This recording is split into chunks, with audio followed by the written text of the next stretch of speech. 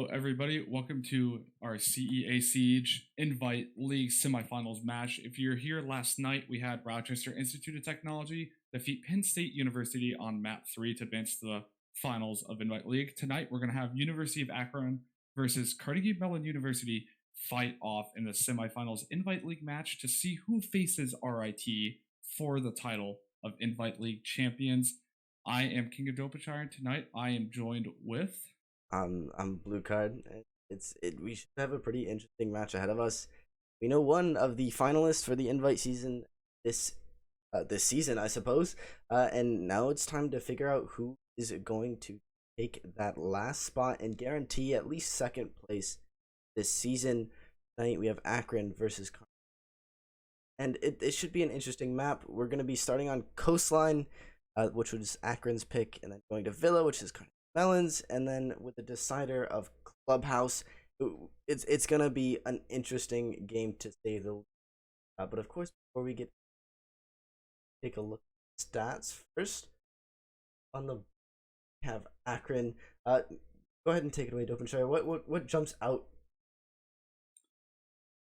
It seems like we have a lot of high kills. It's a lot of fraggers coming out from Akron. A lot of positive plus 30 from plus the negative 45. I can't apparently, but yeah, a lot of very heavy fraggers. Akron entirely being a very well-rounded. Surma, CJ, IMAT, Juicy Joseph, and Prodigy, of course. That is a positive, actually. I really cannot see at all. But Surma plus 30, CJ plus 45, IMAT plus 43, Juicy Joseph on the lower end, still with positive plus 4, Prodigy with a plus 29, and a lot of well-rounded op picks from both attack and defense as well from both sides. It's definitely really interesting to see in terms of Valkyrie from Surma, a lot of intel ops really from both sides, and well, from Akron's very ahead of us. But of course, take at now Carnegie Mellon's stats. Calvrix, Kevin Joker, Sabby, Spyglass, and Yasha. Again, with some pretty impressive KDs coming out. Calvrix and Kevin Joker sitting at plus 45 and plus 59 from Kevin. Those Yasha following close up with a plus 23. And the Spyglass and Sabby kind of sitting a little bit farther behind on the support with a negative 5. But hey, support is definitely a massive siege. And optics kind of they're a lot different than Akron's. You don't see a lot of the more standard ones, like we saw the Nomad and Ash coming out. Akron. Here we have some, Sledge and Twitch as kind of counterparts, as well as a Maverick is the hard breacher on favorite attackers. And again, the Velk, the Mozzie coming out, as well as the Maestro, just kind of gives some interesting perspective on which like to play. But anyways, I don't want to hold the matchup anymore. Have both the readies from the teams. So we'll be getting right into our first map, which is going to be Coastline Head. Akron's going to be taking the defense first here. Hold them.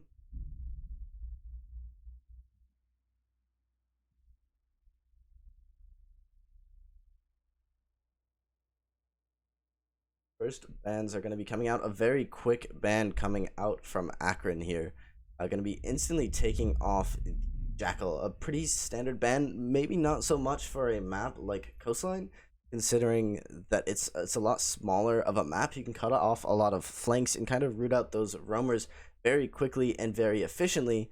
So Jackal usually isn't one of these standard op bans you see taken off for Coastline, but regardless, he is very powerful considering there is a lot of soft destruction on the floors beneath that he could ping play off of, and Buck going to be taken off the board from Carnegie Mellon.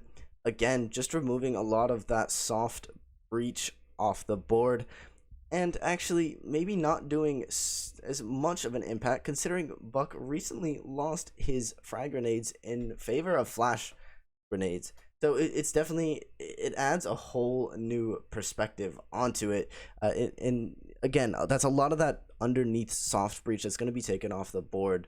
So Carnegie Mellon's probably going to be going for more of a horizontal take, and to end Carnegie Mellon's band with an echo. Again, one of those kind of standard operator bands you see just in any map, because he is such a powerful operator. Being able to deny plant and have invisible intel gathering drones is a huge thing.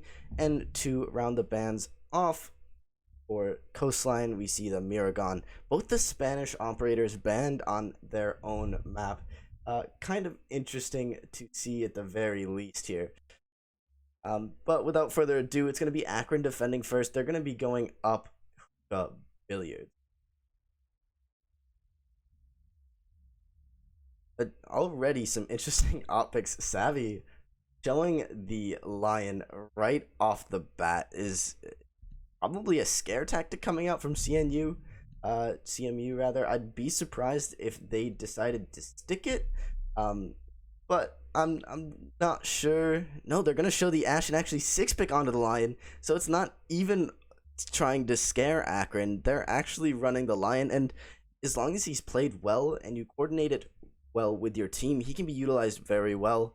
Considering Buck can go below and nade, get a drone on someone, and then hit the lion so they cannot move, that's pretty much a guaranteed free pick on the board right off the bat.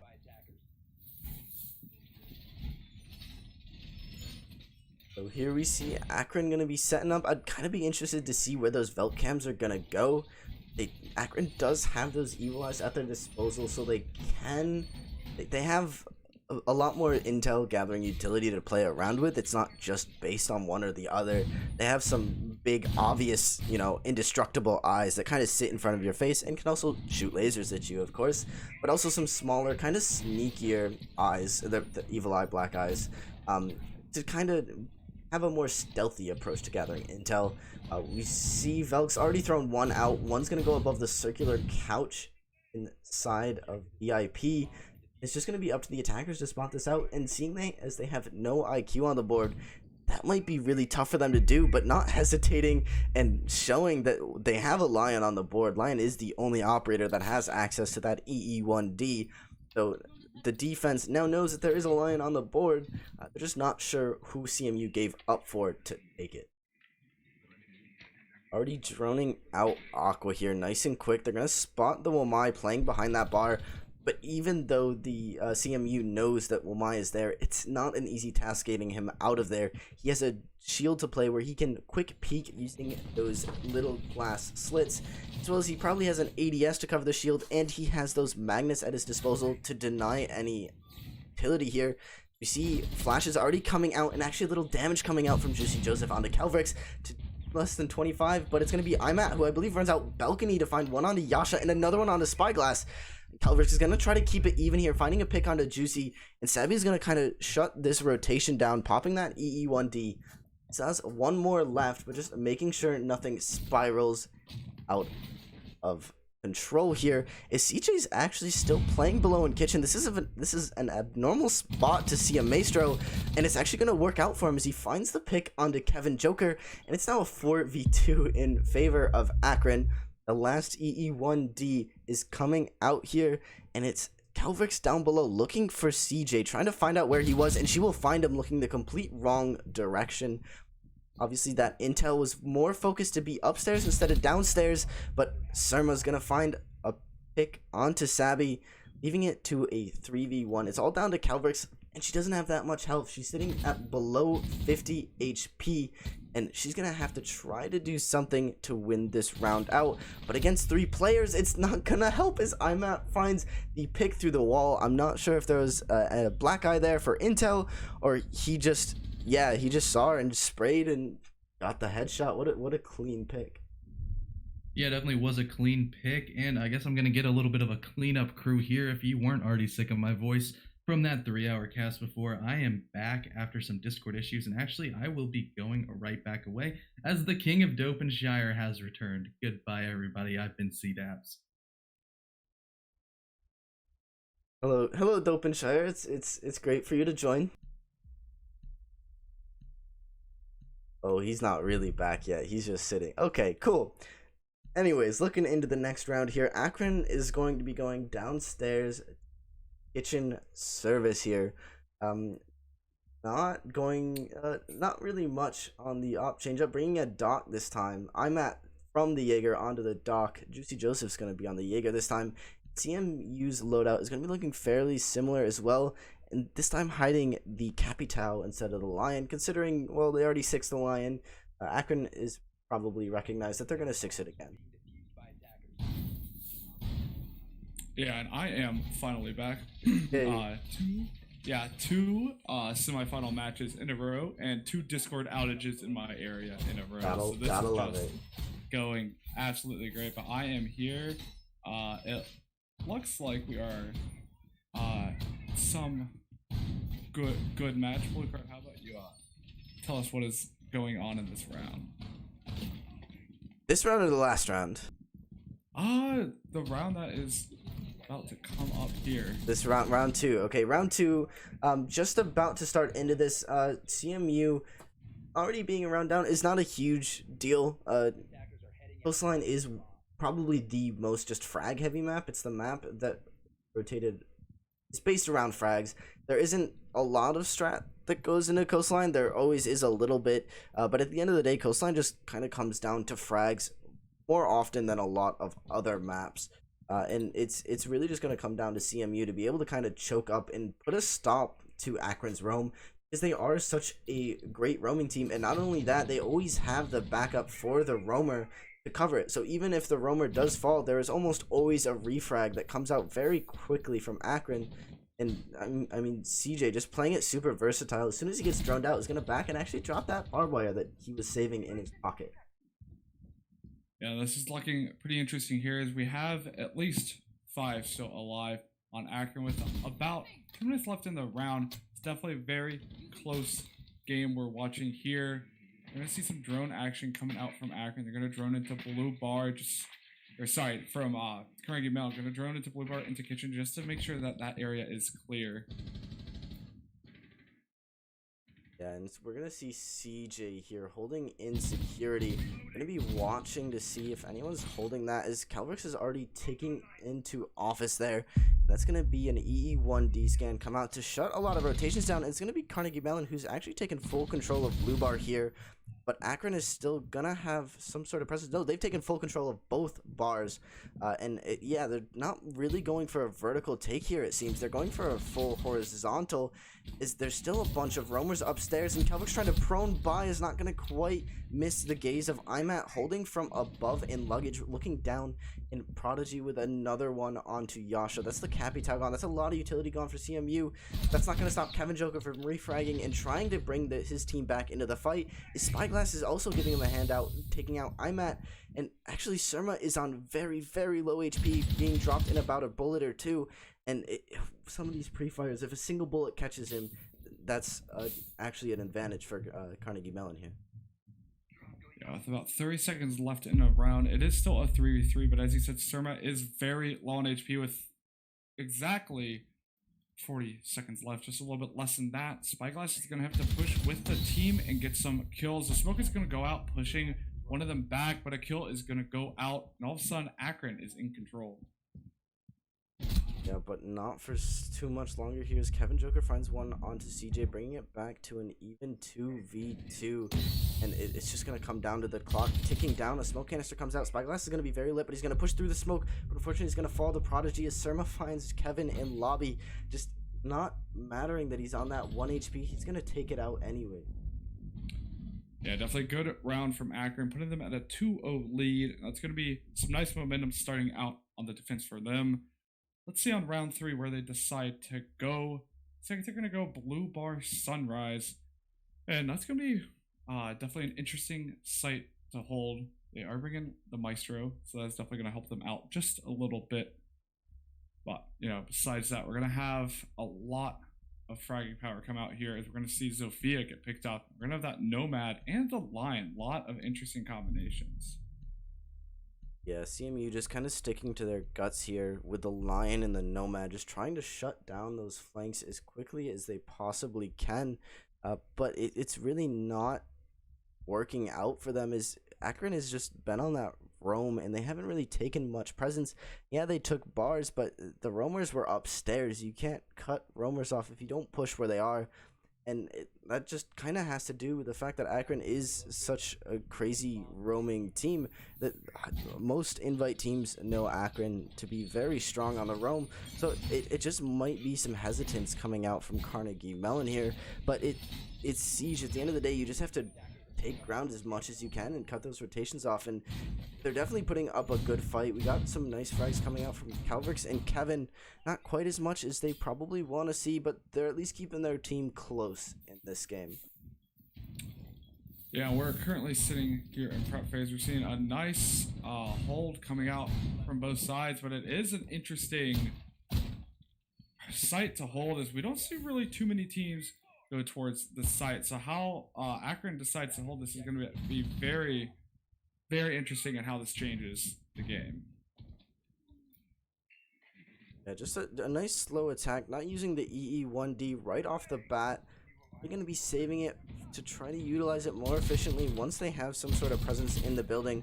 There's some pre-fires coming out from Kevin Joker, just making sure that there's no one sitting tight in those corners, trying to take one up on him. But some drones coming out from lobby here as the Legion spotted out in security. Joseph is probably going to back off a little bit, but he does have those goose covers retreat, but it's going to be Kevin Joker from all the way hookah balcony to find Imat and take him off the board. That's the top fragger for Akron, gone so early, and Yasha with another onto Juicy, but not before Juicy can get the impact off and finish the down Calvrix. Yeah, it's going to be a nice start for Carnegie Mellon, as Imat and Juicy are down for the count. Let's see, Jaeger and the Legion. Legion being gone early in the round is especially advantageous to them.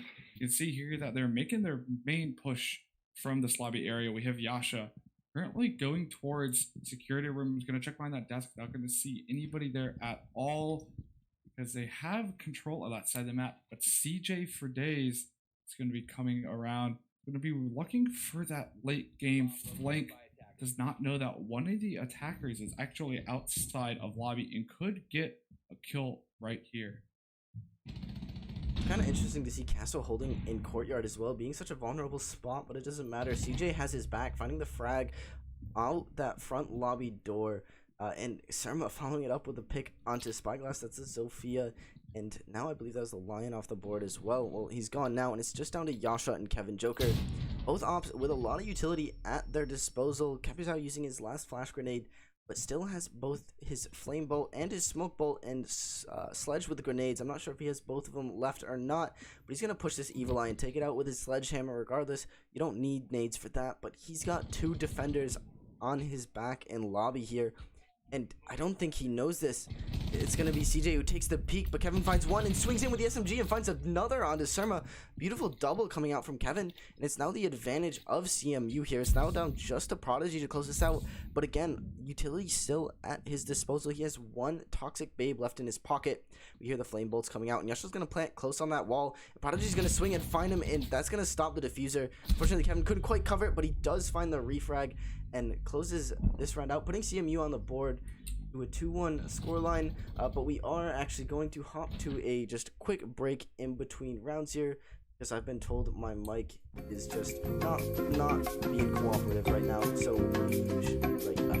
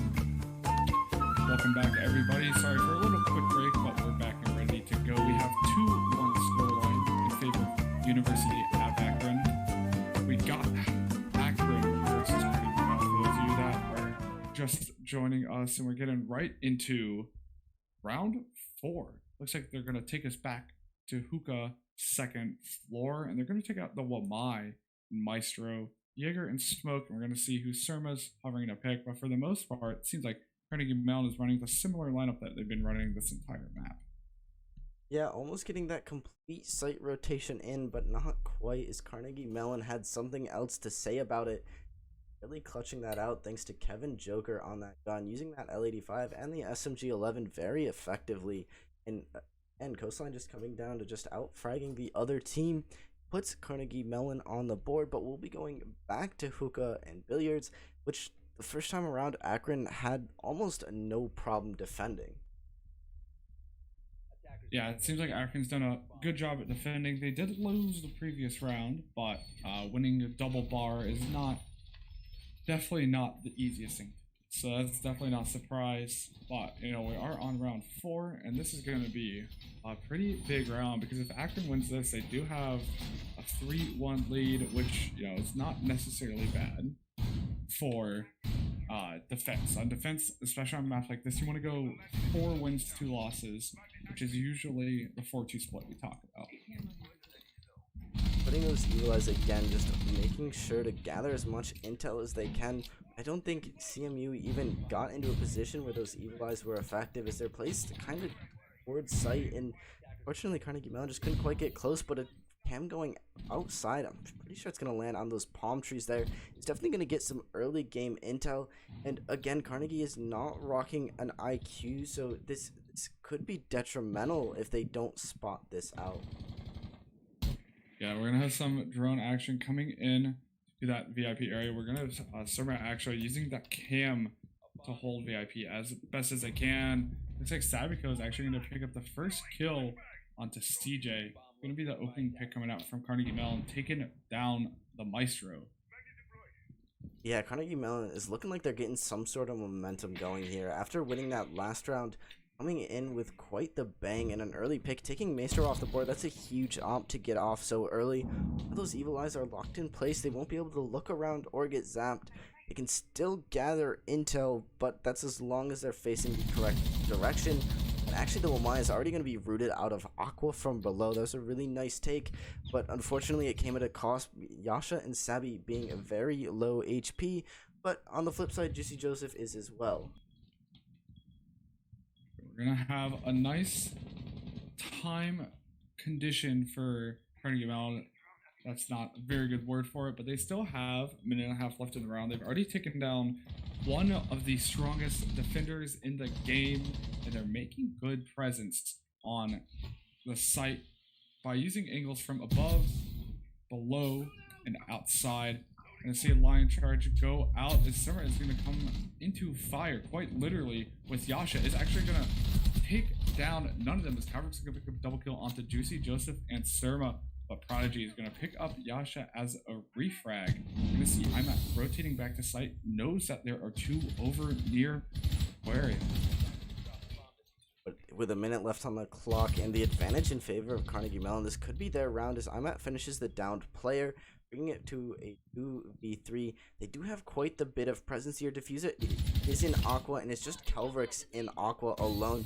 Her other 2 attackers are trying to push Hookah, which is good for split presence, but when she's alone with the Diffuser is not, because now IMAT can focus completely on Hookah, and it's a 2v2 now. This is not looking good. Spyglass and Kevin Joker are going to have to try to win this out, and they definitely could. Kevin Joker clutched the last round. This is definitely doable.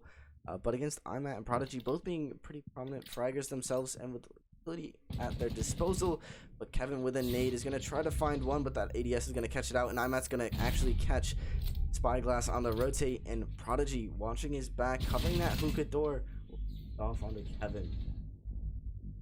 Yeah, it's definitely a good round from Akron. Showed their ability to really take back and stay pretty chill on the defense, not getting too aggressive when they were down, but playing just aggressive enough to come away and get them round number 3, and that's going to put them just about where they want. We're going to go to round 5, and if they can get this 4th win, that'll be a very nice spot for them going into the second half of this map. Yeah, being on the defense for Coastline, pretty much for any map, for defense half, you want to be sitting at the 2-4 just with the general nature of the game being slightly defender sided. If you're going into the half 2-4, you're sitting pretty even, give or take some maps, but Coastline definitely isn't an exception to that rule. If you're going 4-2, you're sitting pretty good, especially if you can just keep on fragging, and perhaps your stronger operators are on the flip side of attack or defense. But it really just comes down in a 6-pick from the Wamai on to the Wamai from Akron. It's definitely going to throw CMU for a little bit of a loop.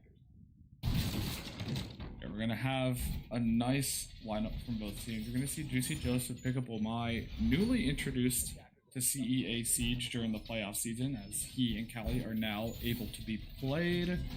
Oryx and Yana are not able to be played, for those of you that do not know, so that's why you're seeing no one pick them at the moment. We'll see them in the fall, but for now, we have Wamai coming out, and I'm really liking how Wamai is being introduced to a lot of team compositions on this defense. We saw in their previous semifinals match last night, in a lot of the playoff games for Openly, we've seen Wamai take a pretty big presence, and that's what's going to happen here. Juicy Joseph picking up the Wamai. The rest of the team is going to pick pretty standard operators to do a hold. We got the Mozzie, the Jaeger, and the Smoke are going to make it very hard for a push to go down from Carnegie Mellon. Yeah, just going to be trying to take this kitchen site. Again, Akron won this the first time around, no problem. Going to be up to CMU to try to adapt and to change their push. They went for a solid office and bars take, which they did. They fully got control of both Sunrise and Blue Bar, and quite effectively as well, but then they just couldn't quite push into sight from there. So it's just going to come down to what Carnegie's going to do different, and already they're not quite pushing Sunrise quite as hard. Might be putting some pressure through office onto Blue Bar, but definitely being a lot more careful with this attack. Make sure to drone everything, and make sure not to swing into any held angles before it's properly dropped out. Yeah, and this is going to be a kitchen hold, which we did see Akron hold successfully on the second round of this map. We already have Kevin Joker in Hookah is going to be droning down towards kitchen, but CJ is going to pick up Sabby with Spyglass, getting the refrag. This is a Nomad coming in, getting that refrag. Still has few air jabs left to use. Calvert's is actually already above kitchen. She's going to fire some shots down towards that first floor and try to get some nice vertical angles and vertical gameplay going early in this round. With a minute and a half left, Carnegie Mellon has decent control of the second floor. They still have to push their way down, but with these angles opening, it's going to be a little bit harder, however, as Surma is going to take out Spyglass. Yeah, and you got to think, those black eyes are on the board somewhere, and Mellon doesn't quite know where they are. The C4s could be coming out whenever, especially with the intel if there is a black eye up top. But it's not really going to matter if Carnegie can't get this diffuser back from office. I think it was Spyglass who brought it in and then fell, so this could be huge. They're going to have to play for frags or rotate around, and it looks like Calvix is going to be pushing into a held angle. Yeah, a nice cross there from Akron coming out. Imat and Surma, even with his back towards Calvix there, Imat was there to at least get the refrag. It's always better to try to save your teammate instead of refragging, but it's Siege, people, your teammates die.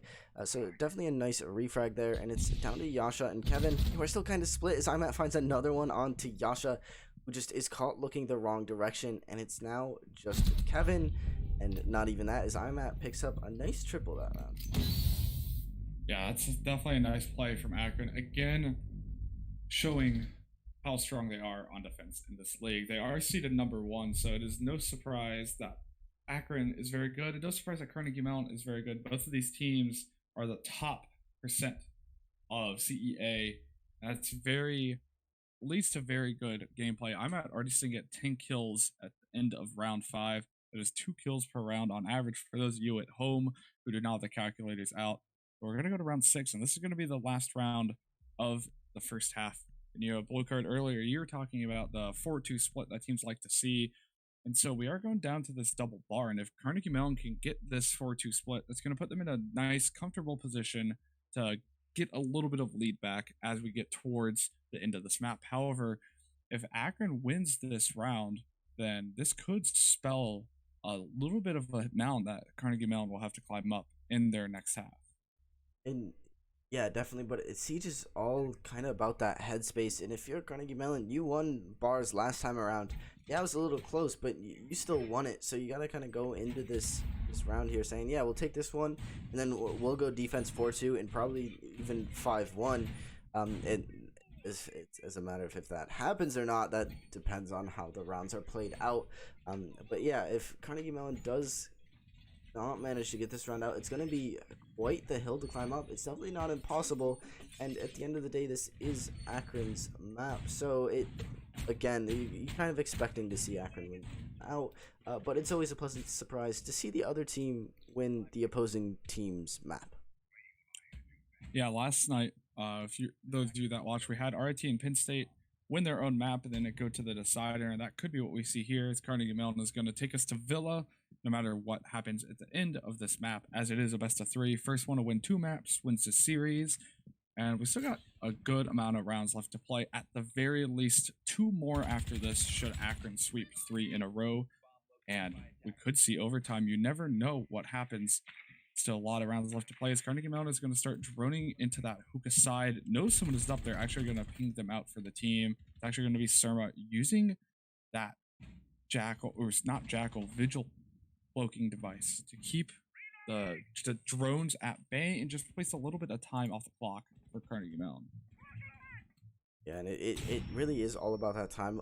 The majority of these rounds we have seen run down to pretty much the wire within a few seconds. As usually attackers are a little bit on top of the push here, but it ends. And Akron is just holding a very, very spread out first floor hold. We see Juicy Joseph on the Legion, in lobby holding the desk, and with some support from CJ, who's in security. And Carnegie sticking to that line is going to pop it and push into Hookah, but not before Imat finds the pick onto Calvix. That was probably from bathroom hatch or either from white stairs towards front door. I'm not entirely sure, but that's the Zofia off the board. And the attackers are starting to take some sort of presence from Hookah as Imat was busy on the other side of the map. So Calvix's death was not for nothing. Yeah, they have good control of Hookah, I would say, and they're making a good push. They have control above site, and that's going to be pretty critical at opening some long angles. Spyglass is going to be watching that cool vibe sterile, but it looks like Kevin Joker is going to come to heads here with Imat. Imat's going to get a double, make that triple, as Kevin Joker and Spyglass are going to fall to the 13 into Jaeger. Make that a refrag here as Saviko is going to pick up Juicy Joseph near the site, and all of a sudden, Carnegie Mellon has a slightly better chance of pulling this out than they did a couple seconds ago. Yeah, but they still do have to worry about Imat, who is upstairs. He's probably going to be rotating down, considering the attackers are now on the first floor. And Yasha with the diffuser is going to be trying to push in through Sauna, but he's got to deal with that Smoke who's playing couches. He's using his utility pretty effectively there. Capita's going to think he's actually behind bar, using those flame bolts to flame behind bar, but not going to quite find him. It's going to be Prodigy to sit him down, denying Imat of the ace. Savvy pushes through lobby and finds the pick onto CJ, leaving Savvy in a 1v3, and Imat is going to clean it up for a nice 4K. Not quite the ace, but a nice 4K nonetheless. Yeah, with that, Akron has entered what I have dubbed the danger zone of CEA Siege. Once you hit that 5-round marker with any lead above your opponent, getting that next round win puts you at 6 rounds, and that guarantees a tie for the first part of the map. And if this happens, that means the most Carnegie Mellon can do is go into overtime on this map, and that's not a very advantageous position to be in, because Carnegie Mellon has to win at least 5 of these 6 rounds for that to occur. Now, they could still win 6 rounds in a row, but Akron's going to have a statistically better chance at getting 2 of the next 4 rounds. If they hold this 4-2 split that we talk about, then they will win their map, and we will go to University of Akron winning map 1. Still at least 2 rounds left to play, and Akron is going to opt to take some different operators that we haven't seen out. Twitch has really not seen much play from the side of Carnegie Mellon, but CJ is going to take up that operator. Which being known from her prime days with that deadly F2 that she has at her disposal. Not quite so much anymore, considering the devs deemed it necessary to up the recoil on the F2 by quite a fair bit, but that doesn't, it makes it a lot less potential of a fragging weapon, but this is just due to the fire rate and the one-shot headshot. It still is a very effective weapon at fragging out. A little bit decrease of the mag capacity as well, but 5 bullets at the end of the day usually doesn't make a difference. But Carnegie Mellon is going to be starting in the standard billiards site here, going to be trying to win these next, hopefully 6 rounds out, going for a perfect defensive half. But Akron is going to try their very best to deny it, and they're feeling themselves right now. Is with a 5-1 lead, you feel pretty confident here, and it shows as Surma's pushing right in without really any drones coming out. There's one pushing security, but it's Vigil. The drone can't quite see it, but Surma nonetheless can see him and finds Yasha. That's a Yasha off the board. That's the Roamer gone, peeking up through the drone hole, sees the Rook as well. Joker just couldn't sorry, that's the Doc. I can't tell from their headsets, but Kevin Joker just barely missing the head is Surma crossed. And it looks like Imat's going to be opening Hookah door with that Ash charge, placing it a little bit back, and it's going to be draining all the utility that's on there. Yeah, I mean, Imat on that Ash is going to be an insane force to be reckoned with. Already sitting at 14 kills. Combined with that, R4C is going to deal a lot of damage to Carnegie Mellon's defense. They have the numbers here. Akron up 5-3, make that 5-2. CJ picks up Savvy. This is not looking very good for CMU in a 2v5. Make that a 2v4 as Kelvix finds one onto Juicy Joseph, but Surma and Imat quick on the collapse there, finding the last 2 members of Carnegie Mellon off, and that's match point for Akron, bringing the scoreline to 6-1. Akron only needs one more round to close this map up, and now Carnegie Mellon just has to try to fight for that tie to bring it to OT, and even then Akron could win it there. So it's definitely going to be a very, very hard fight, but Carnegie Mellon could very well pull it off. Kevin Joker fragging out, as well as Cavrix in the same scoreline, and more in the first half. We haven't seen him much on the defensive side, but if they decide to pop off, as well as some really solid support from their teammates as well, it could turn the tides. Yeah, I mean, I've seen both of these teams play, not just this season, but throughout a couple seasons ago in my time here at CEA as a caster, and both these teams have very good players and are very good teams, and I could definitely see this match becoming closer as time goes on, especially once we get to Villa.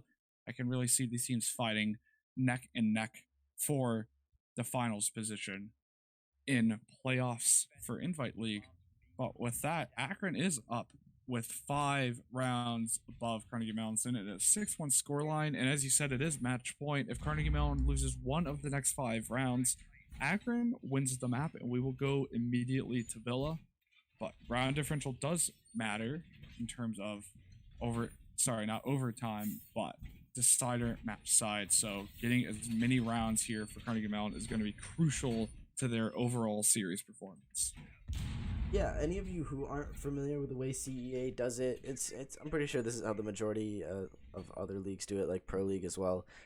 But whoever has the better round differential between the first 2 maps, if one team wins one and one team wins the other, whoever has the better round differential gets to decide the starting side for the decider map, which can be huge if you go on a map that's heavily defender or attacker sided. Clubhouse is one of those more evenly matched maps, I would say, so it's not that huge of a deal, but just being able to decide is huge. Just like Yasha being back in security after being fragged so early off last round, is going to come back and get his revenge on Surma, taking him off the board. And this time actually supported by Calvrix as well with that shotgun and SMG-11.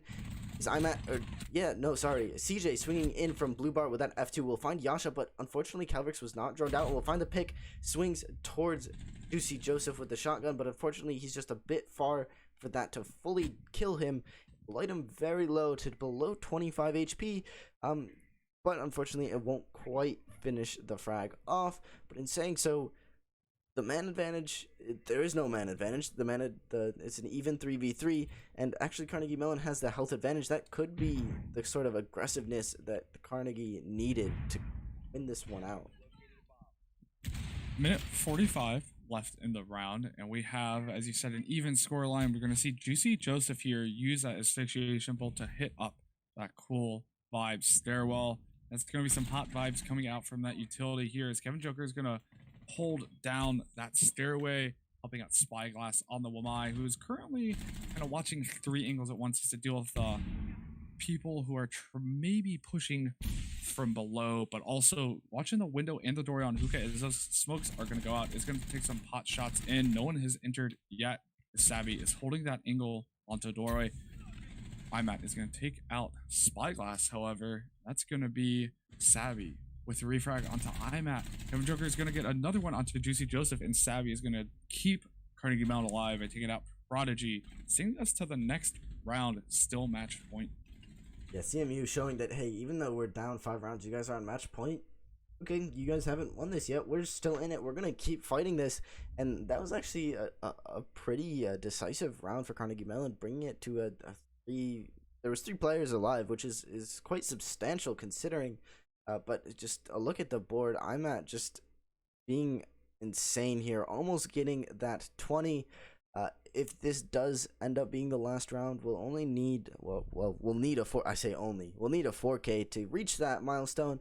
I'm sure that's what he's gunning for, but I'm sure Carnegie not want that to happen as they're going to be going down to Kitchen. We haven't seen this site from Carnegie Mellon yet. We haven't seen Akron attack it, so it's really gonna come down to whether CMU kind of has sort of new interesting strats to really hold this out that Akron just really isn't expecting. Yeah, I mean, they still have a little bit of air left in them after winning that last round. We are going to go down to Kitchen, and this is definitely a site that is a little bit easier to attack, I would say, than Hookah Billiards. However, they're still going to have to win the round. It is match point. They have to win the next 4, including this map, or including this round, sorry, without slipping up once and giving it around to Akron. It's going to be a pretty tall order. They are on defense spot. The big question here is once we go to double bar or penthouse without the mirror in play, how is that going to play in a Carnegie Mellon, and are they going to be able to win that out? We saw the last 2 rounds on double bar was very close between attack and defense, and it can go either way when it becomes very close, and you can't afford another round if you're Carnegie Mellon. Yeah, you really quite literally cannot. Is again, that match point is well reminded underneath the scoreline there, but Akron not being quite dissuaded from that last round, playing this again quite aggressively. Surma peeking in, does have the drone in front of him this time, playing a little bit farther back from it, so the intel fully goes out, and the air traps are going out as well. One on top of that security doorway to watch the flank is IMAT's pushed into Sunrise here. This is, again, it's kind of an interesting horizontal take coming out from the attack. Is, well, a lot of the roamers and defense offsite is dedicated up top. A little bit different from Akron is that CMU isn't playing anyone in that lobby. Kevin Joker and Bathroom could swing out and take some long picks with that ACOG, but Calvix trying to take a peek onto the window with the SMG-11 is going to be sat down by that F2 from CJ, giving Akron the man advantage here very early into the round. Is not something you want to see, especially with a 6-2 scoreline, but it's definitely one of those peaks you have to take. You kind of have to spice it up if you're Carnegie Mellon to keep yourself in the game, but losing that player so early could be detrimental as IMAT's already pressuring Kitchen door here. Yeah, IMAT's still sitting at that 2 kills per round. Kill death round ratio, I guess you could say. Kills per death per round, yeah. Yes, kills per death per round. Baby. He's gonna be looking in towards Kitchen, gonna fire some shots towards the back after a little bit of firefight. Is gonna pick up Saviko, already on site, getting good site control. As Surma is gonna take down Kevin Joker. Looks like Akron is in position to finish this out. As Spyglass is gonna be taken down by IMAT with the double kill. IMAT is gonna finish it up by taking out Yasha. Flawless round for University of Akron, winning map 1. Good halves coming out from both teams. We're going to get ready to go into map 2, which is going to be Carnegie Mellon's pick of Villa. Yeah, and what a way to win Coastline out, winning it with a flawless round. Just showing the aggression here. Akron just setting it up and knocking it down very, very quickly with the collapse on site. I'm at pushing in very aggressively, but he had that nice cover from his teammates. Oh, and I'm at one pick away from that 20. I'm sure he's going to be gunning for it next map as well. But before that, we're going to take a 5-minute break here. I personally need some water. But we will be right back for map 2, and which will be Villa, right? Yes, Villa. And then hopefully we get to see Club tonight as well. So don't go anywhere.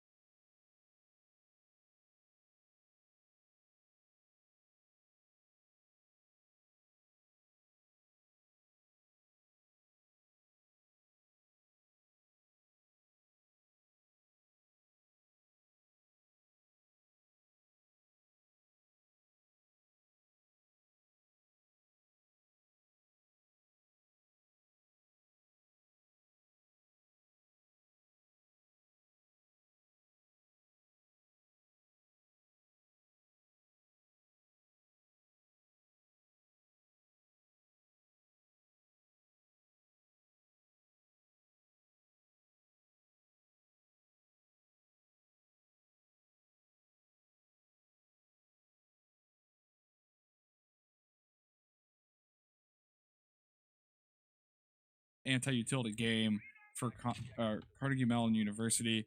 We're going to see a cam coming out from Surma out that bathroom window towards the north side of the map, as most of Carnegie Mellon is going to spawn by ruins. It's like they're going to push pretty hard. They're going to be pretty cautious of that master bedroom window. Looks like we're going to have some of their players come from roundabout by the main doorway and start shooting into the 90 hallway that is by site.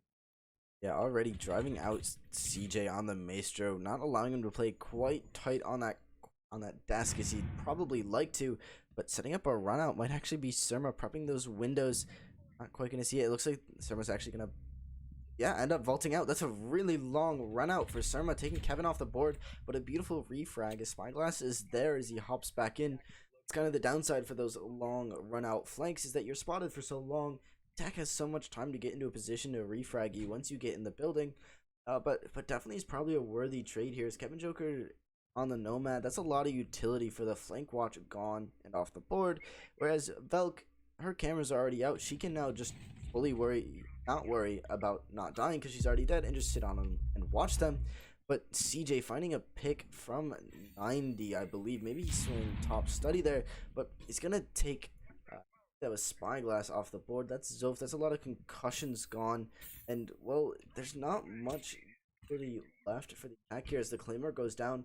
And now just a flashes on Therm. And I'm actually not quite sure what Lion's got on his second. Yeah, we're going to have the flashes come out. And Yash is going to try to get that wall open. The EE1D is going to go off from Sabiko, and that wall is gonna start to potentially be opened. They have to deal with a defender all the way at 90, and they have control of study, but oddly enough, they're being pushed out. That Maestro cam coming out from CJ is gonna push him into classical hallway. They're gonna pick up one of the Maestro evil eyes and gonna start to open up that wall by bar. Calvrix is going to start punching out that barbed wire as the entire team rotates over. He's going to take some shots from IMAT, who's sitting in the landing at the top of red stairs. He's going to peek through that smoke. He's going to actually fire and take down Calvrix. Yash is going to respond by taking out Prodigy, but IMAT is there taking down Sabiko, with CJ finishing it off for Akron, taking out Yasha and getting Akron their first defensive win of Villa. Yeah, the trade from CJ for the evil eye for the exothermic charge on that far wall, it's definitely a split moment decision there. You don't have much time to think about, the costs of basically getting rid of that evil eye to destroy the exothermic charge, but it was definitely well worth it because that bar wall stayed closed. The attack completely rotated off from pushing 90 and instead tried to push through Map's door, and the defense kind of expected that and backed up, and we saw CJ retake at 90, and it was a really good defense and rotate from Akron. But again, it's defense. That's kind of what you expect to see from Siege is a proper defense winning the majority of the rounds.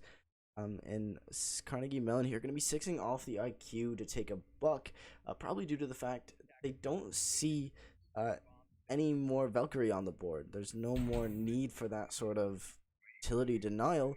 Yeah, there's still Mozzie. Yeah, oh, well, that's a lot of utility on the board. I would argue IQ is always useful, but Buck just opting to be deemed more useful in the eyes of CMU. Yeah, that Buck is definitely going to be fairly useful, as if they can control a kitchen on that first floor, they can do a lot of damage going up above into the master bedroom trophy statuary area. They're going to be able to get control of that if Akron places no one down there, but knowing Akron, they're definitely going to have some people off-site, as we see IMAT and Surma all the way over on Aviator Games side of second floor. Attackers are going to spawn in, and it looks like they're mostly going to be focused around the north side of the map where site is. Don't see really any push coming from the other side. Looks like Calvrix is going to be making their way towards that kitchen. It looks like this is definitely going to be a take from below coming out from Carnegie Mellon. Yeah, kind of actually a split presence here. Kevin Joker's up top and going to be running into bedroom. And this is one of those sites where you kind of need some sort of split presence. It's probably why Carnegie's 6th onto the buck. so they could take below and open up below the defenders as the rest of their team pushes up top and opens up sight lines. So Buck basically opens up below the floor, gets the defenders to move around. The attackers up top can kind of pick them up as they're running around like headless chickens. But that just comes down to whether or not Yasha can get this triple wall open in statue, which can be tough. There is a bandit. I believe the wires are down, and yes, they are. And they can be destroyed from below, but the holes above that triple wall are open for impacts that Juicy Joseph has in his pockets to try to impact trick that. And Villa is one of those maps where pretty much every single wall can be impact tricked, and it's a very hard strat to counter. Yeah, we have on the screen here good sight, adjacent control from Carnegie Mellon, especially as they open up that wall from master bedroom into sight. That's going to be pretty critical for their push here, as now, as we can see, Yasha can hold that long angle there with that ACOG. Kevin Joker also can hold angles into bathroom, as Calvrix is going to pick up the first kill of the round, taking out Surma, but Calvrix is going to take a lot of damage as she rotates into dining room from that main hallway. We're going to start to buck out from below. Not going to find anyone quite yet, but is going to be able to open up a lot of angles. IMAT, however, is ready to get a quick flank later on in the round, as Juicy Joseph is going to take a lot of damage on that peak. They're just trying to get that goo out. It's going to give him some sort of intel, but it might not be worth the amount of health lost. I believe that's the last E1D comes out, is CJ just doesn't care and is going to swing on the breach regardless with the Alda, but Calvrix holding below that Astro hatch there is going to find Juicy on the drop, but CJ quick on the refrag is going to drop Yasha, but again with a refrag, Spyglass dropping dropping Maestro, and Yasha with a Claymore, and Kevin Joker to finish it out. A beautiful collapse from Carnegie Mellon there. It looked like they were taking a little bit long, but that was just them setting up everything they needed to so they could have that very prominent collapse and just win the second round out. Already just this map looking to be a lot closer than map 1.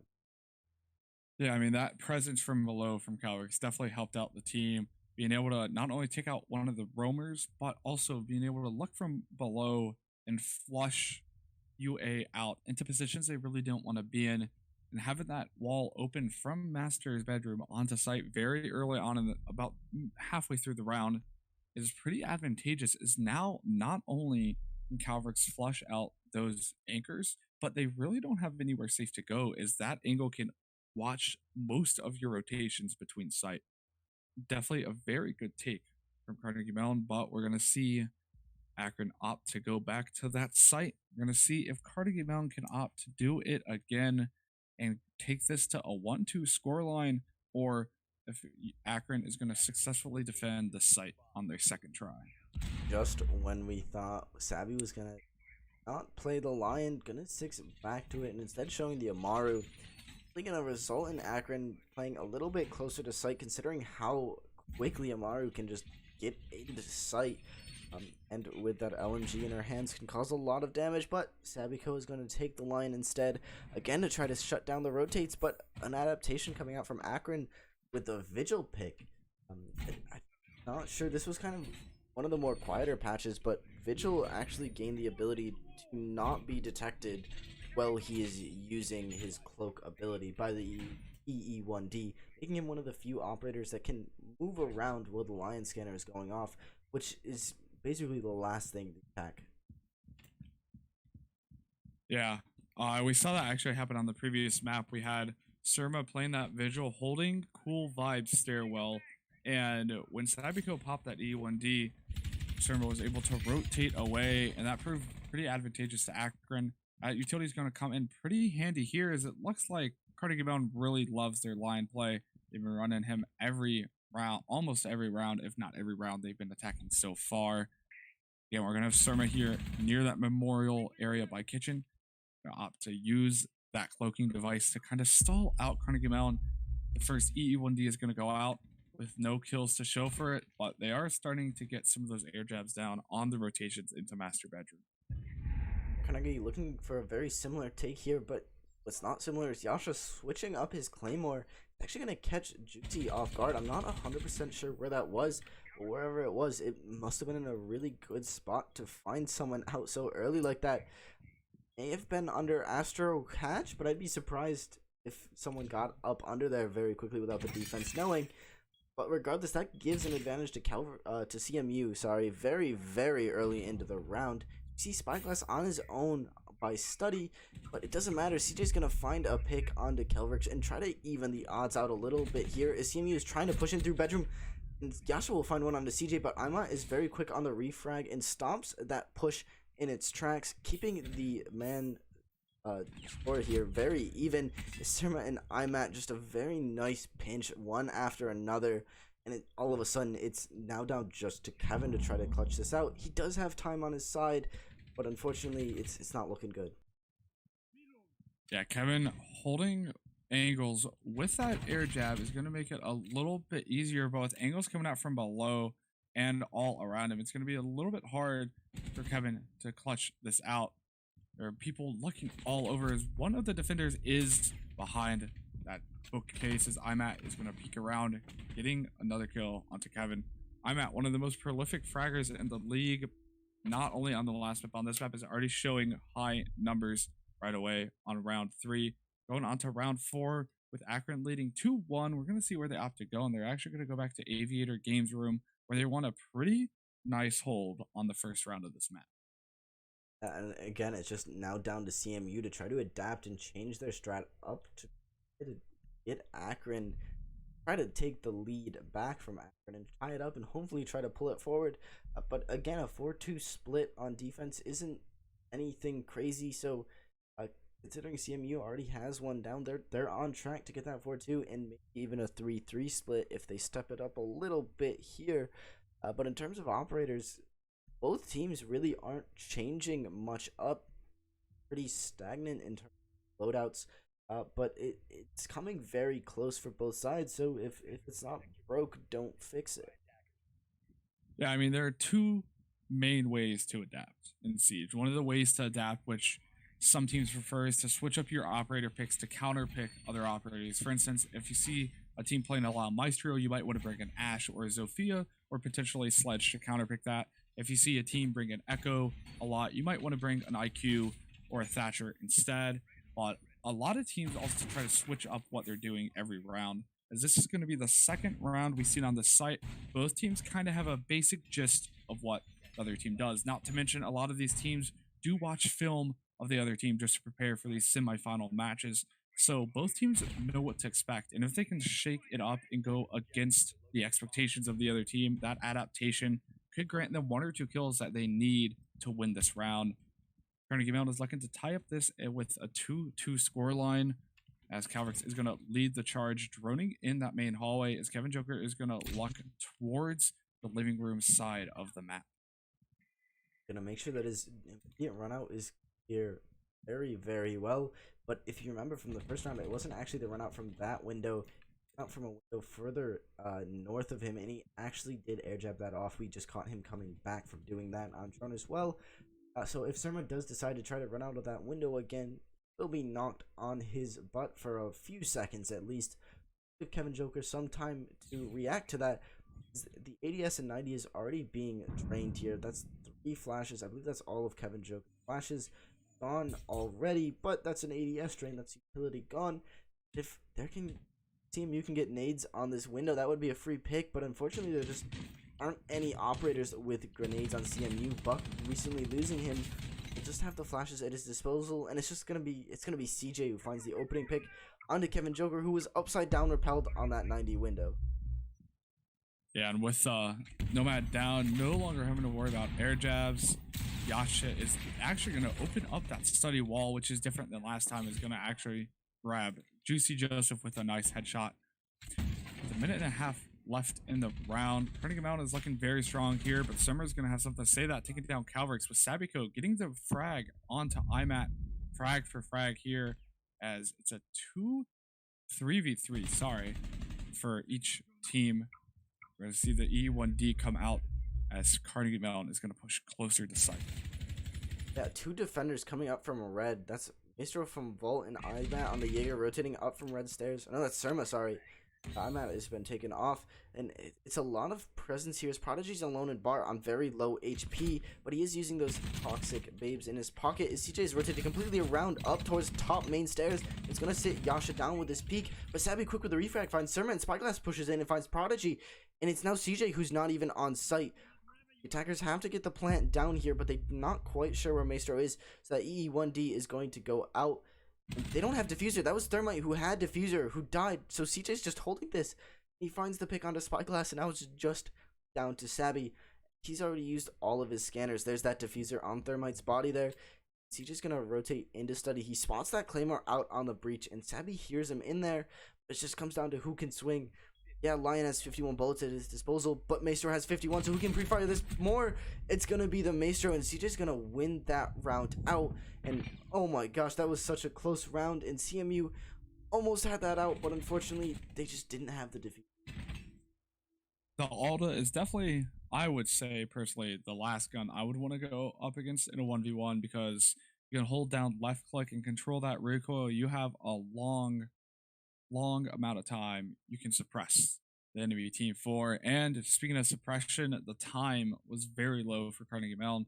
All that their Maestro had to do was just sit there and bait out the time. With that, we're going to go to Dining Room Kitchen on round 5. We're actually going to see Pulse and Goyo come out, which have not seen too much play tonight.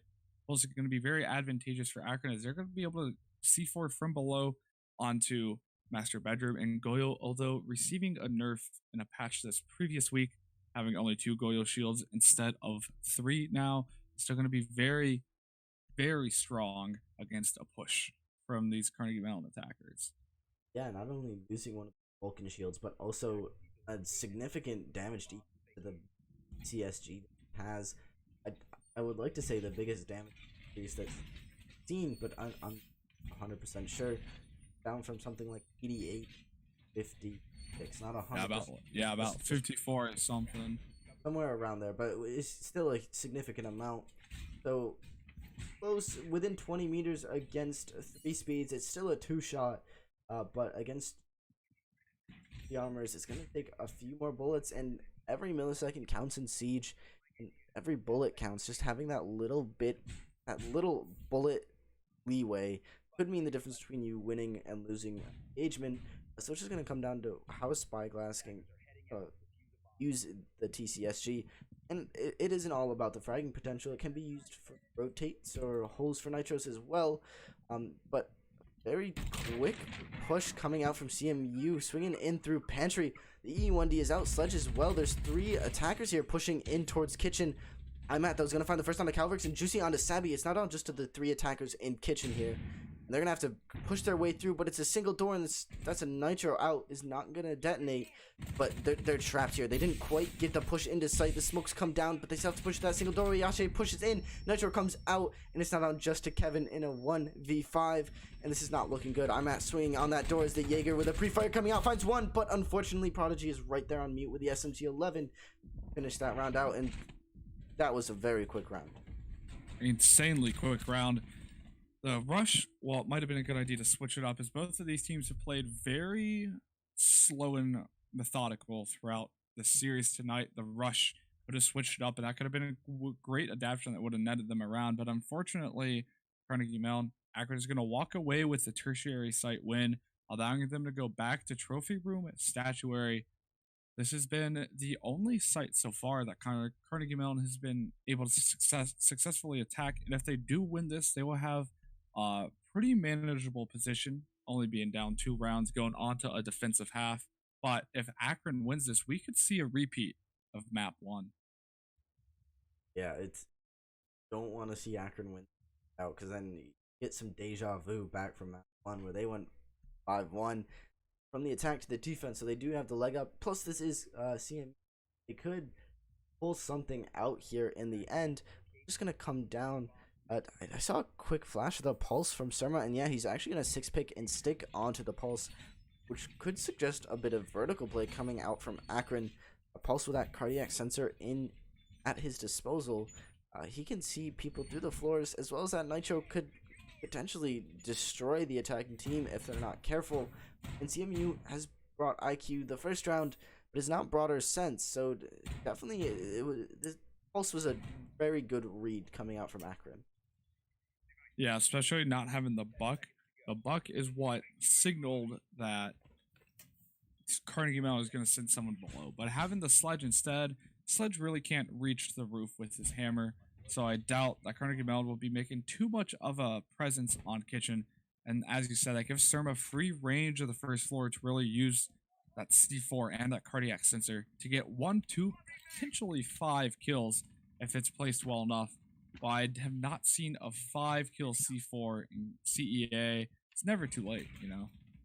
True, but I don't think it's gonna happen considering CMU pushes quite split. They usually have 3 will push in together while the other 2 push from a different angle, which is definitely something you see quite often. Just trying to get the defense's attention split can win gunfights.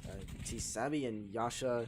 It's like 4 people pushing in through bedroom here, so perhaps we could see a 5-man C4, but I don't think Pulse is gonna wait for that. I think he's probably just going to secure that early pick if it's delivered to him, but nothing is going to be there quite yet. He's below on his scanner. He spots 4 of them out. Knows one in bed is in the master bedroom. That's a lot of really solid calls for his team here. And they know the majority of the push is coming from bedroom, so they can focus on that. And yeah, there's the Nitro from Surma. It's going to find Yasha. That's the Thermite off the board. That's no more hard breaching from Carnegie Mellon. Surma's going to use that cardiac sensor to start taking some pot shots through the floor. I actually got a little bit of damage on Kevin Joker there. Carnegie Mellon still has room to push here, but as he said, with that Thermite being down, it's going to be a little bit harder for them to gain access to trophy saturated area, as they cannot open up that wall that they've opened up the previous 2 times we visited the site. Surma is still on that first floor in kitchen uncontested. No one has been sent down from Carnegie Mellon. Sabi is going to pick up Juicy Joseph with Surma still doing a lot of damage from below. Yeah, I'm at, instead of holding below, Surma is going to rotate back up into sight considering the majority of the push is coming through. And that's going to be Zofia who swings into Astra, but the call from the Evil Eye as well as the Zaps is going to down and finish her with Prodigy. Kevin Joker tries to push in through that master door, but Imat is there to sit him down. Sabi with a double kill on the round is left alone with Diffuser, 75 HP. One more scan on that EE1D, but he is still being shot below from the Pulse. He's going to swing back into Master, and Imat is there holding the angle. Will sit him down. That's almost a well, it is a complete replica of what happened map 1. As we go into the side swap, 5-1 in favor of Akron. Yeah, having the Thatcher and Jackal down is definitely going to make attacking a little bit harder. So not count Carnegie Mellon down for the count yet. They do have to fight Akron when they are in the danger zone, as I call it, sitting at that 5-round total. But with only 4 rounds to go to tie it back up, they're going to take it to Aviator Games Room. We're going to see the Doc, Mute, Jaeger, Mozzie, and Vigil come out. And Akron's first lineup of the half is going to be Nomad, Ash, Hibana, Zofia, and IQ. We're going to see what 6 picks are going to come out from both of these teams, whether they lock in these lineups or try to fake a pick and go to a different operator. And it's not looking like anyone's going to 6-pick. A lot of members from Carnegie Mellon here not quite locking it in, just making sure that they're of their operators. And yeah, it looks like they are. 6 picks going to be coming out. But CMU rocking that Mute Mozzie combo, a strong duo, and I feel like I talk about them every single game nowadays, and that just kind of shows how strong they are as a pair. Being able to deny a lot of intel is huge for Siege, considering intel is king, of course, and attackers, basically most attackers rely on their drones to be able to really push into sight. Now, whether or not it'll counter Akron will just depend. Akron has shown to be a very competent fragging team here. I'm at with 9 kills and CJ close behind with 8. On the flip side, Yasha with 5 and Sabi with 4. So just a round's difference really for either of them. But it's gonna be tough as Akron has kind of got the gas going right now, and I don't think they plan on stopping. She's spawning in ruins all alone. Doesn't have Diffuser. Diffuser is going to be on the other side of the map. See, I don't know if he's going to rotate with his team or just try to solo push Study. but I'm at just pre-firing through some windows, hoping to get just a nice free pick in case someone is on the defense is caught slacking. Yeah, I'm at the classic Ash Jaeger main. Pulling out those high kills is again going to be forced to reckon with for Carnegie Mellon, but they do have a nice hold coming out here. Very strong lineup. We do see that one of them is actually below. Make that two. Spyglass and Calvix are going to be hanging out in the kitchen pantry area. Going to be waiting for the late flank, leaving just the other three to hold sight. With Akron pushing from mainly master bedroom, with the exception of Juicy Joseph sitting on that balcony. Carnegie Mellon is going to be mainly focused on that direction. Again, Juicy Joseph is just, his main goal is to just kind of split the defense and get their attention, not solely focused on one spot. Is well, now the attack is basically completely in closed sight, having that study presence as well as the 90 and probably the vault presence before too long here. So Imat is pushing up that hallway and has removed the barb. He can push up and swing on that game's door if need be, but he must know something's up as the flash goes towards red stairs as well. Defenders trying to swing up here must have been heard out, and as CJ flanking below from Memorial will find the pick onto Calverix and Spyglass as well. Unfortunately, not any refrags coming out as Imat peeks towards sight and will find Kevin Joker as well. And it's not on just to Yasha on the mute with the shotgun SMG in hand. He will find one swinging with the SMG, and he'll actually trade with Juicy. So a beautiful trade there to end the. Yeah, we're unfortunately not going to get that final kill cam due to the trade, but Akron is currently sitting at 6-1 against Carnegie Mellon. And as we're just past midnight here on the East Coast, looks like Akron might be putting a midnight call onto Carnegie Mellon's season, being up a map and up 6-1 on Villa. It's going to be a tall order for Carnegie Mellon to come back. Can they do it? It's all going to be up to this match point round, as every round until the final round will be match point for Carnegie Mellon. If they win this round, they still have 4 rounds to go. Winning 5 rounds in a row is definitely going to be difficult, but not an impossible task. We have seen teams come back from worse before. Still an exciting match. Do not leave yet if you're still with us, as this game is going to get closer and closer by the minute. We're going to go down to Living Room Library, actually, which is probably the last site I would expect them to pick, but it is a gambit and it could work out in their favor. Yeah, CMU just trying anything to try to throw Akron off. And, well, we saw last map, Akron kind of got a little overconfident with the 6-1 scoreline, pushing very aggressively, and actually led to CMU winning the round out, giving him a little bit of a jump start. Fortunately, Akron was able to close the next round out, but if Akron kind of isn't careful with their droning and is too aggressive, CMU could win this round out and then start chaining rounds together, and we could potentially see a map 3 coming up. Clubhouse, I'd be looking forward to it. But Living Room is definitely an interesting site. It's a tertiary site for a reason, usually because Trophy, Statuary, and Aviator Games is a stronger site. But that could be what CMU is banking on, is that the fact that you don't see Living Room very often at all. I don't think I've seen Living Room in a game ever. So it would definitely throw me off if I was on Akron. But it can throw them off. Now it just kind of depends on whether or not CMU can capitalize on that and find some picks. Yeah, I mean, going back to what you said, I don't think I've ever seen that site picked ever in my time here at CEA since Villa came out. And that means that it's usually not a site teams will prep strats for. But if Carnegie Mellon, as this is their map pick, has strats picked out for this site, this could get them a very nice surprise round onto Akron. You see that they're playing it kind of like Aviator Games Room. They have 2 or 3 defenders, upstairs. We do see IMAT and team have control of the Trophy Statuary side of the floor, but they're going to have to deal with a teammate or an enemy on red stairs and 2 in Aviator Games Room before they can even think about going onto that first floor. Yeah, a lot of drones, and I mean, Akron is pushing this like Aviator Games as well, taking from that bedroom across to drone out very extensively, as we see some interesting angles coming out from Yasha with the prone punch holes, watching the hallway, and Calvix trying to assist from red stairs is going to be drowned out and be forced to back down. Sylph and Ash alone to try to push both Mozzie and Bandit out from up top here, but Bandit being very, very lit. I'm at pushing from games. Swinging in is not quite gonna find anything just yet. Just needs to land a few bullets as she swings in, but Kevin Joker will sit her down. But Juicy Joseph quick on the Surma quick on the refrag as Juicy Joseph finds Yasha down below, and at the end of the day, it's Akron's advantage here with 1:15 left. But they clear out up top. I thought Spyglass was up top as well.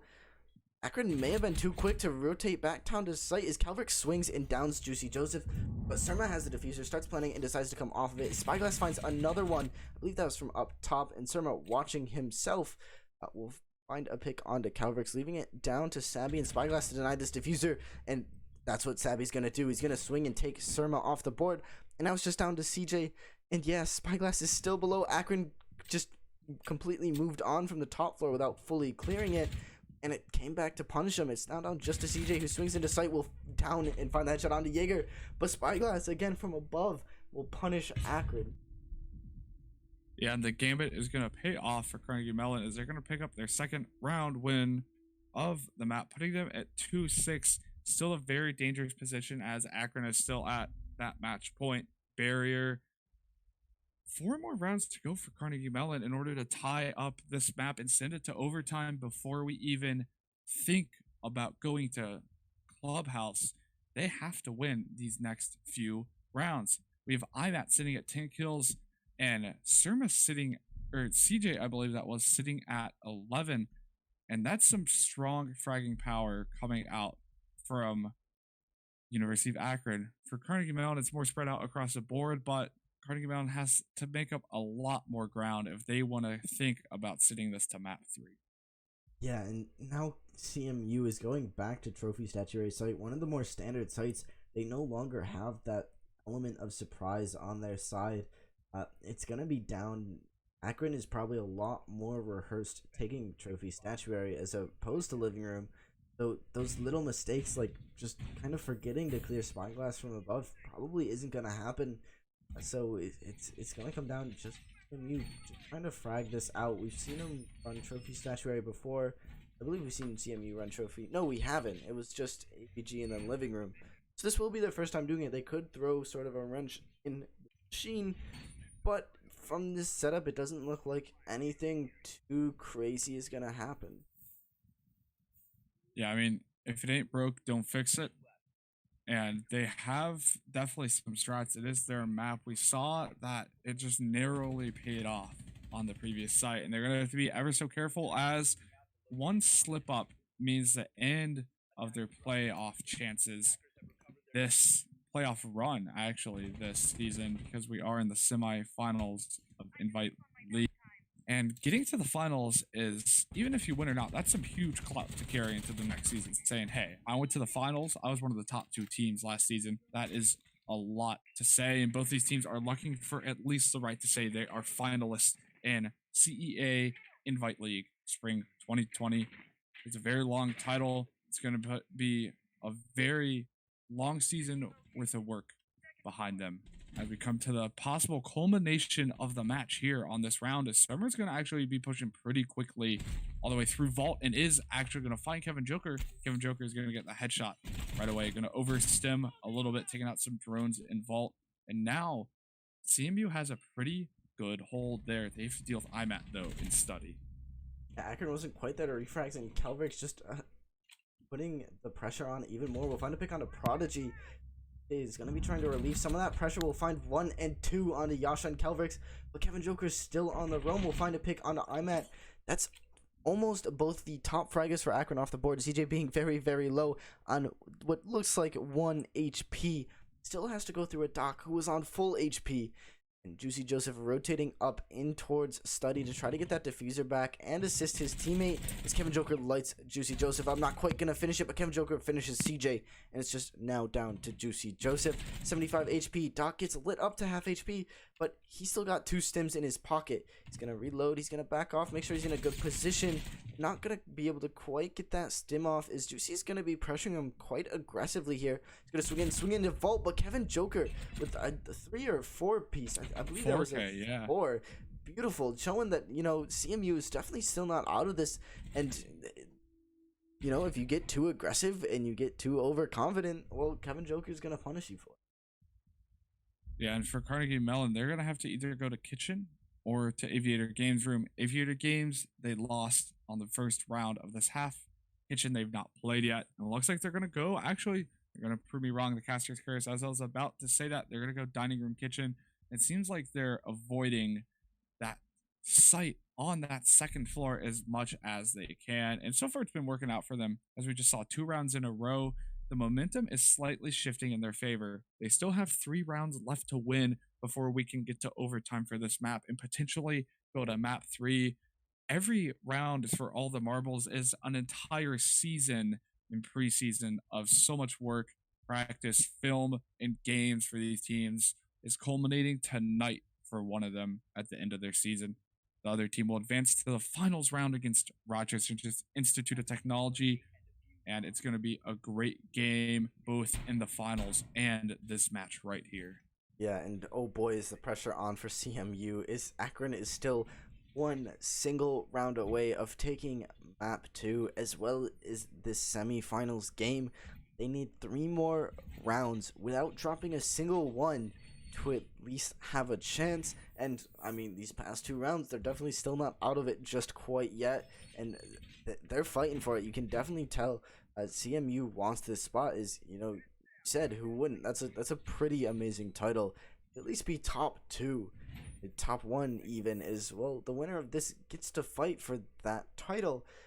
But it comes down to this. Kevin Joker sitting in a nice 7 kills, definitely kind of stepping it up or warmed up or whatever he's doing is definitely working out for him, as he's been on top of the board for CMU at least these past few rounds with a really nice 4K. He's definitely feeling it, and now that he's got that momentum going, it could transfer into momentum for his team here. But Akron already pushing up top quite aggressively is not slowing their pushes down at all. Yeah, they're gonna spend the first half minute of the match droning in, and it's gonna prove pretty fruitful as they now have some idea of where CMU is and is not. They know that that second floor is largely clear on that side, and they can begin their lateral push towards that. But I'm at having some good knowledge is gonna take down Kevin Joker, who got a 4K the previous round, and that's gonna be a pretty big pick. I'm at is gonna start burning some utility, blowing as many ADSs as he can, and to push in. Gonna hear the goo go down, but a C4 from Spyglass is gonna take the top frag for Akron out. Oh, just the worst time to get on drones there. Spyglass hops on his camera as he gets shot from up top in trophy from the Nomad. Luckily able to get out of there without taking too much damage. And there is a dock. No, the dock's off the board, so he cannot heal up anymore. CJ pushing down red stairs is going to get on drone, but you hear the pest capture it. Well, I'm sure there's a mute jammer there as well. Just again denying a lot of this intel for the attack. It's definitely shown up huge for Carnegie Mellon here. Yash just holding close to that door with the shotgun. If Akron can't drone this out, this could be a nice 1 or 2 piece for Yasha. But it's going to be Juicy Joseph, who's taken back inside of Laundry. There is still a Nitro on the board for the defense. Yasha should have one as well if he decides to throw another one up over that wall. But CJ is going to find the pick onto Yasha and take that last Nitro off as he pushes into Memorial, leaving the advantage to Akron with a minute left on the clock. I have to try to push something, but Spyglass is still holding inside of dining, and he's going to try to hold this off. There's now 2 attackers in Memorial, and that wall next to him is soft, and it'll be open up. He'll find the one pick on the Nomad, but unfortunately misses the flick onto CJ, the Zofia, and CJ is going to roll through. That's a triple for CJ as he pushes in, and the 4th to close out the round and the entire match. Akron is the winner and will be going to finals to face RIT. Yeah, and that is the culmination of a long season for both of these players. Fortunately for Carnegie Mellon, they're just going to come slightly short of the sweet taste of finals and going to end off as just a semifinalist of the 16 teams in Invite League. Still very good for them, but University of Akron is going to advance to finals, and as you said, they're going to play RIT very soon, sometime next week, most likely. And that final game is going to be the match of the season to watch. I expect all of you to be there. Thank you to those who are watching. We're going to do a quick little shout out to our sponsors. What's New.gg. They have great gaming apparel and some of our stuff there. Be sure to check them out, send them some love. We also have CORSAIR. They add to our prize pool and they did some giveaways during the season, and we will send them some love. They have some great PC parts and gaming accessories for you whenever you need them at decent prices. And last but not least, we have Rogue Energy, code CEA at checkout for some great, tasty energy drinks that give us a boost here when we cast. Blue Card, do you have anything else to add? Yeah, I see some asking for the interviews in the chat. Unfortunately, we won't have an interview tonight. I'm pretty sure I've casted every live Akron game, and Prodigy's had the interview. And basically, the gist of it is he wears his Crocs, and that's why they do so well. So that's basically it. Stay tuned. The final match is not quite scheduled just yet, but definitely keep an ear out for that. I mean, I know I'll be there, and I'm hoping it's gonna be a really good matchup. But anyways, thank you for sticking with us. I know it's been a late night and it's been the stream's a little scuffed. I hope we fixed it a little bit. But again, thank you guys. Stay tuned, and yeah, have a great night.